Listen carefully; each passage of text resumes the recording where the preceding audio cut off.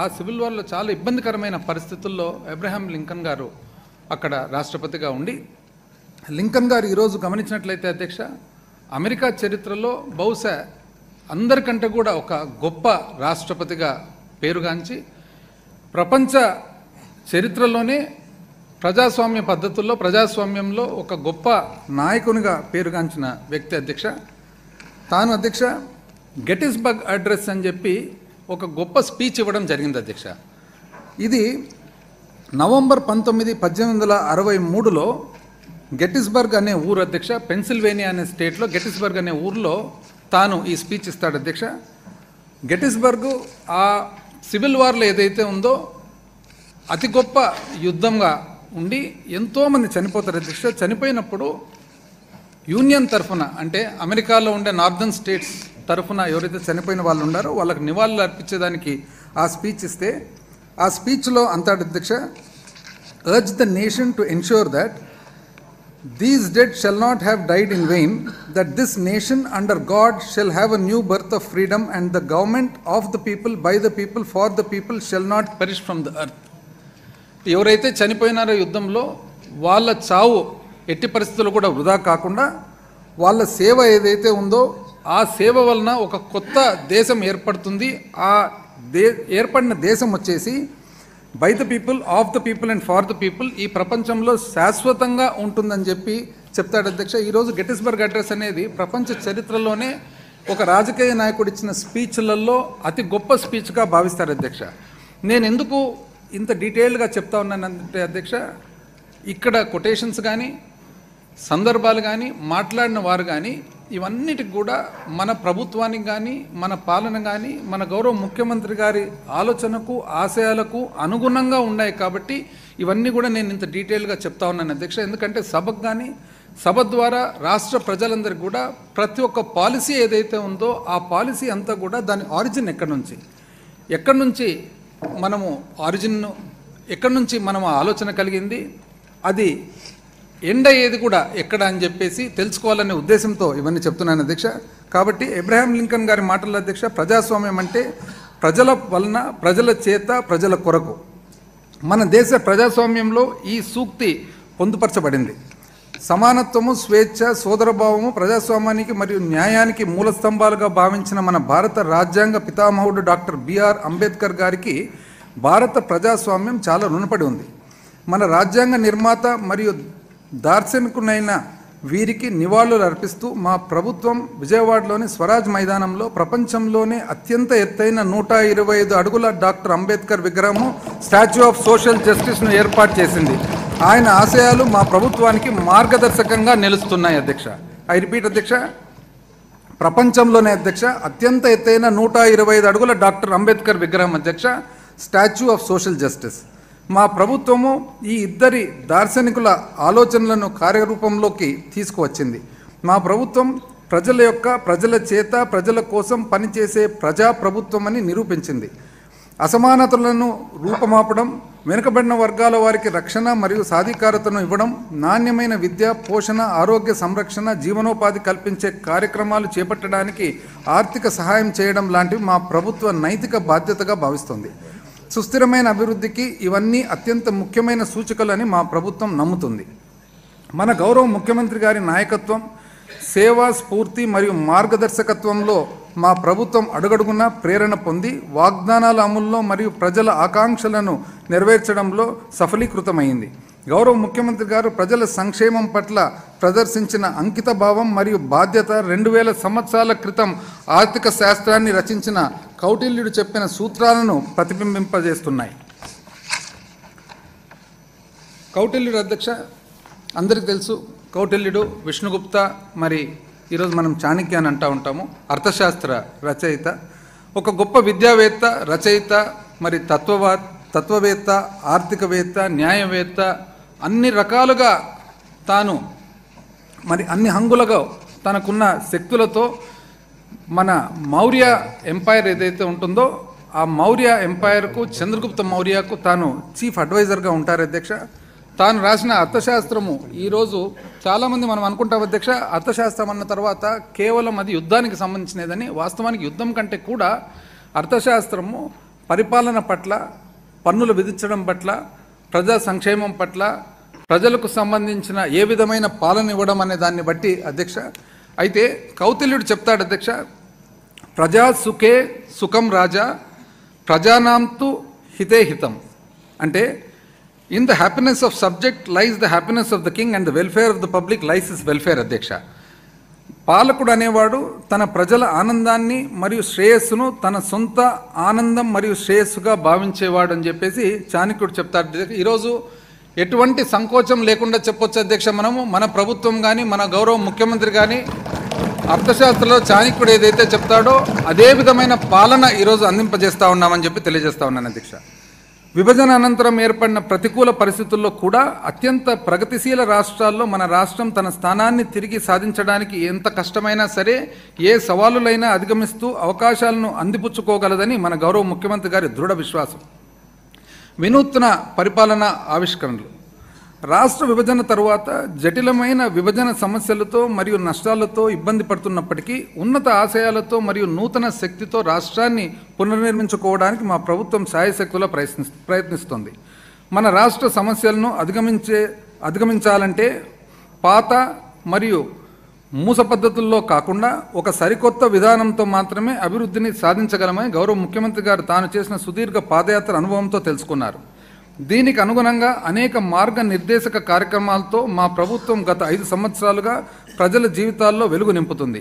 మా ప్రభుత్వం ప్రవేశపెట్టిన నవరత్నాలు, మేనిఫెస్టోలోని ఇతర పథకాలు మరియు అమలు చేస్తున్న వివిధ వినూత్న కార్యక్రమాలు సుస్థిర అభివృద్ధి లక్ష్యాలను అనుగుణంగా ఉన్నాయి.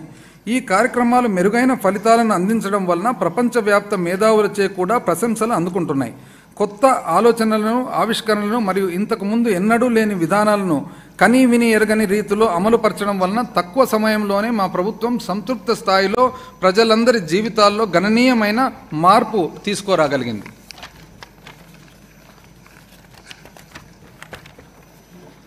ప్రముఖ ఆర్థికవేత్త జేఎం కీన్స్ మాటల అధ్యక్ష, అగైన్ జాన్ మెనార్డ్ కీన్స్ అధ్యక్ష, ఒక గొప్ప ఆర్థికవేత్త మరి తత్వవేత్త. తాను మొట్టమొదటిసారిగా ప్రపంచానికి మ్యాక్రో ఎకనామిక్స్ అనే పదము ప్రపంచానికి తెలియజేశాడు అధ్యక్ష. స్థూల అర్థశాస్త్రం 20వ శతాబ్దంలో దాదాపు అందరిపై కూడా ఎక్కువ తనకున్న ఇన్ఫ్లుయెన్స్ అనేది చాటి చూపగలిగినారు అధ్యక్ష. గ్రేట్ డిప్రెషన్ అధ్యక్ష, ఏదైతే గొప్ప ఆర్థిక మాంద్యం 1930లో ప్రపంచంలో వచ్చిందో అప్పుడు తను ఒక కొత్త థియరీ స్టార్ట్ చేసి తాను ఒక గొప్ప పుస్తకము రచించినాడు అధ్యక్ష. The general theory of employment, interest and money, published in the year 1936. 1936లో అధ్యక్ష the general theory of employment, interest and money అని ఒక పుస్తకం రచించినాడు అధ్యక్ష. తాను ఏమంటాడంటే, ఏదైనా కానీ ఇబ్బందులు కలిగినప్పుడు కానీ, ఆర్థిక మాంద్యం ఉన్నప్పుడు కానీ, డిప్రెషన్ ఉన్నప్పుడు కానీ తాను ప్రభుత్వం అనేది ఇంకా ఎక్కువ ఖర్చు పెట్టాల్సిన అవసరం ఉంది, ఎక్కువ ఖర్చు పెడితే అప్పుడే మనం మళ్ళీ ఆ మాంద్యం నుంచి బయటపడతామనే థియరీ ఆయన మొట్టమొదటిసారిగా ఆయన ప్రపంచానికి అంతా చాటి చెప్పాడు అధ్యక్ష. అంతవరకు డిప్రెషన్ అనేది ఉన్నప్పుడు ఎప్పుడు కూడా మనం ఇంకా ఖర్చు కంట్రోల్ చేసుకోవాలి అనే ఒక ఆలోచన నుంచి డిప్రెషన్ ఉన్నప్పుడు ఆర్థికంగా మనం తగ్గులో ఉన్నప్పుడు ఇంకా పైకి తీసుకురావాలని అధ్యక్ష. తానేమంటాడంటే, his radical idea that government should spend money that they don't have has actually saved capitalism అని. అంటే ప్రభుత్వం దగ్గర డబ్బులు లేకున్నా కూడా, లేనప్పటికీ కూడా ఆర్థిక మాంద్యం ఉన్నప్పుడు కానీ, ఇబ్బందులు ఉన్నప్పుడు కానీ మనం ఇంకా కొద్దిగా ఖర్చు పెట్టాల్సిన అవసరం ఉంది అని చెప్పి తను తెలియజేశాడు అధ్యక్ష.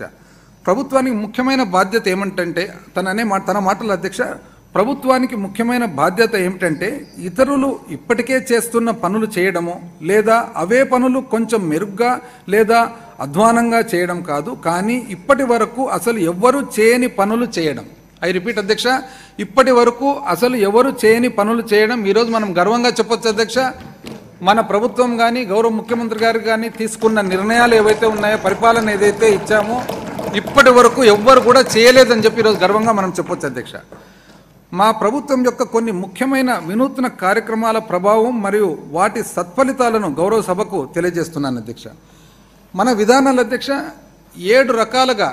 7 భాగాలుగా మనం దాన్ని విభజించవచ్చు అధ్యక్ష. ఆ 7 భాగాలు కూడా ఒక భాగం తర్వాత ఒక భాగము క్లియర్గా ఆ విధానం ఏమి, ఆ పరిపాలన విధానం ఏమి, ఆ ఆలోచన ఏమి, ఆ ఆలోచన వెనకాల దానికి కారణమేమి, అయితే ఆ ఆలోచన పరిపాలన వలన యాక్చువల్గా రిజల్ట్ ఏమి, అవుట్కమ్ ఏమనేది కూడా నేను చెప్పబోతా ఉన్నాను అధ్యక్ష. ఎందుకంటే ఈ బడ్జెట్లో ఈ ముఖ్యంగా అవుట్కమ్ అధ్యక్ష 5 సంవత్సరాల పాలన తర్వాత అవుట్కమ్ ఏమొచ్చింది అనేది అధ్యక్ష. అయితే ఆ 7 విధానాలు వచ్చేసి అధ్యక్ష, సుపరిపాలన ఆంధ్ర, సామర్థ్య ఆంధ్ర, మన మహిళా మహారాణుల ఆంధ్ర అధ్యక్ష. ఐ రిపీట్ అధ్యక్ష, మన మహిళా మహారాణుల ఆంధ్ర, అన్నపూర్ణ ఆంధ్ర, సంక్షేమ ఆంధ్ర, సంపన్న ఆంధ్ర, భూభద్ర ఆంధ్ర. మొట్టమొదటి అధ్యక్ష సుపరిపాలన ఆంధ్ర. పాలనా వికేంద్రీకరణ, గడప వద్దకే ప్రభుత్వం. ప్రజల సాధికారత మరియు వికేంద్రీకరణలు సుపరిపాలన మరియు అభివృద్ధికి అత్యంత ముఖ్యమైనవి. వీటిని ప్రజల చెంతకు తీసుకువెళ్లే దిశగా మా ప్రభుత్వం అనేక చర్యలను చేపట్టింది. ఇందులో భాగంగా గ్రామ స్థాయి నుంచి ప్రభుత్వాన్ని పటిష్టపరచడం, విస్తృత స్థాయిలో పాలనా విభాగాలను పునర్వ్యవస్థీకరించడం మరియు సమాజంలోని వివిధ వర్గాల వారికి సాధికారతను అందించడం జరిగింది. పాలనా వికేంద్రీకరణలో భాగంగా జిల్లాలు మరియు పోలీస్ వ్యవస్థ పునర్వ్యవస్థీకరణ మాత్రమే కాకుండా స్థానిక సంస్థలను బలోపేతం చేయడమైనది. కమ్యూనిటీ కాంట్రాక్టుల విధానం స్థానిక పాలనలో పౌరుల చురుకైన భాగస్వామ్యాన్ని మరియు యాజమాన్య భావాన్ని ప్రోత్సహించి చిట్ట చివరి స్థాయి వరకు ప్రజాస్వామ్యాన్ని పటిష్టపరిచింది. దాదాపు 1,35,000 మంది ఉద్యోగులతో, ఐ రిపీట్ అధ్యక్ష, దాదాపు 1,35,000 మంది ఉద్యోగులతో 15,004 గ్రామ మరియు వార్డు సచివాలయాలను ఏర్పాటు చేయడం, 2,66,000 మంది వాలంటీర్ల నియామకం చేయడం ద్వారా సకాలంలో అర్హులైన లబ్ధిదారులందరికీ ఎటువంటి లోపాలు లేకుండా పారదర్శకంగా సంక్షేమ పథకాలు మరియు పౌర కేంద్రీకృత సేవలు గడప గడపకు అందించగలుగుతున్నాము. అందుబాటులో ఉన్న వనరులను సముచితంగా వినియోగించి జిల్లాల సంఖ్యను 13 నుండి 26కు, రెవెన్యూ డివిజన్లను 52 నుంచి 77కి పెంచడం ద్వారా మా ప్రభుత్వం పరిపాలనాపరమైన పునర్నిర్మాణాన్ని చేపట్టింది. కొత్తగా ఏర్పాటు చేసిన 25 రెవెన్యూ డివిజన్లలో కుప్పం కూడా ఒకటి. ఇది ప్రజలకు పాలనలో మరింత చేరువ చేయడంతో పాటు ప్రభుత్వాన్ని మరింత జవాబుదారీగా మరియు సమర్థవంతంగా చేసింది. నూతన సమీకృత కలెక్టరేట్ భవన సముదాయాల నిర్మాణం ప్రజలకు సేవలను మరింత చేరువ చేసింది. పౌరుల రక్షణ మరియు భద్రతను పెంపొందించడానికి మా ప్రభుత్వం పునర్వ్యవస్థీకరణలో భాగంగా అవసరమైన చోట కొత్త పోలీస్ సబ్ డివిజన్లను మరియు పోలీస్ స్టేషన్లను ఏర్పాటు చేసింది. ఉదాహరణకు కుప్పం పోలీస్ సబ్ డివిజన్ను 6 పోలీస్ స్టేషన్ల పరిధితో ఏర్పాటు చేయడం జరిగింది. అధ్యక్ష, రెవెన్యూ డివిజన్ కానీ పోలీస్ సబ్ డివిజన్ కానీ కుప్పం అని చెప్పి నేను ప్రత్యేకంగా ఎందుకు చెప్తున్నానంటే, అది వేరే ఆలోచనతో కాదు అధ్యక్ష. ఈరోజు దురదృష్టవశాత్తు లేరు లీడర్ ఆఫ్ అపోజిషన్, కానీ ఉన్నింటే మన ప్రభుత్వం కానీ మన పాలన కానీ గౌరవ ముఖ్యమంత్రి గారు కానీ ఏదైనా కానీ అందరికీ సమానత్వం, ఏ ఒక్కరిని కూడా తక్కువగా ఎక్కువగా చూడకుండా ప్రతి ఒక్కరిని సమానత్వంతో నీడ్ బేస్డ్ గవర్నెన్స్ ఇచ్చినామని చెప్పి తెలియజేసేదానికి నేను చెప్తా ఉన్నాను అధ్యక్ష. లేకుంటే ఈరోజు ఈ సమయంలో రెవెన్యూ డివిజన్ కానీ పోలీస్ సబ్ డివిజన్ కానీ కుప్పంకి వచ్చిందంటే అది మన పరిపాలన అనేది ఒక చిహ్నం అని చెప్పి మీకు తెలియజేస్తా ఉన్నాను అధ్యక్ష. ప్రతి జిల్లాలో దిశ పోలీస్ స్టేషన్లు ఏర్పాటు చేయడమే కాకుండా రాష్ట్ర వ్యాప్తంగా పుణ్యక్షేత్రాలు మరియు పర్యాటక ప్రాధాన్యత కలిగిన 20 ముఖ్య ప్రాంతాల్లో పర్యాటక పోలీస్ స్టేషన్లు ప్రారంభించబడ్డాయి. భద్రత మౌలిక సదుపాయాలు పెంచడం ద్వారా ప్రజా భద్రత మరింత మెరుగుపడింది. గడప గడపకు మన ప్రభుత్వం అనే కార్యక్రమం ద్వారా ప్రజాప్రతినిధులు పౌరుల నుండి నేరుగా ప్రాథమిక సౌకర్యాలు మరియు మౌలిక సదుపాయాల అవసరాలను తెలుసుకొని వాటిని సమకూర్చడం ద్వారా బాధ్యతాయుతమైన పాలన అందజేస్తున్నారు. ఈ కార్యక్రమంలో భాగంగా అత్యధిక ప్రాధాన్యత కలిగిన 58,288 పనులను 2,356 కోట్ల రూపాయల అంచనా వ్యయంతో మంజూరు చేయగా ఇప్పటి వరకు 729 కోట్ల రూపాయలతో 17,239 పనులు పూర్తయ్యాయి. రాష్ట్రంలో భాగస్వామ్య ప్రజాస్వామ్యాన్ని ముందుకు తీసుకువెళ్లడమే కాకుండా స్థానిక సంస్థలను ఆర్థికంగా మరింత బలోపేతం చేయడానికి మా ప్రభుత్వం 4వ